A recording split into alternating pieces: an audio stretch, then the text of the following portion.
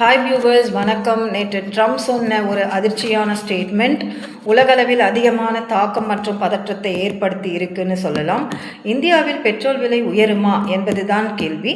முக்கியமாக straight of Hormuz பகுதியில் பிரச்சனை ஏற்பட்டிருக்கு. அதனால் ஆயில் சப்ளையும் குறைஞ்சிருக்கு. இதனோட விளைவாக எண்ணெய் விலை வேகமாக உயரவும் ஆரம்பிச்சிருக்கு. ஒரு சில இடங்களில் 5% ரேட் இன்க்ரீஸ் ஆகிருக்குது. சந்தை எனும் அன்ஸ்டேபிளான நிலைமையில் தான் உள்ளது. நம்ம நாடான இந்தியா எண்ணெயை இறக்குமதி தான் செய்கிறது. அதனால் இந்தியாவில் இம்பேக்ட் எப்படி இருக்கும்னு பார்த்தா, பெட்ரோல் டீசல் விலை உயர வாய்ப்புள்ளது. இன்ஃப்ளேஷன் கூட அதிகரிக்கலாம். பொதுமக்களுடைய செலவும் அதிகரிக்கலாம். இந்த நிலைமை நீண்ட நாள் தொடர்ந்தால் இந்தியாவில் ஃபியூவல் பிரைஸ் எக்ஸ்சேஞ்ச் ஆல்மோஸ்ட் உறுதிதான். ஆனால் அரசு சில நடவடிக்கை எடுக்க வாய்ப்புள்ளது.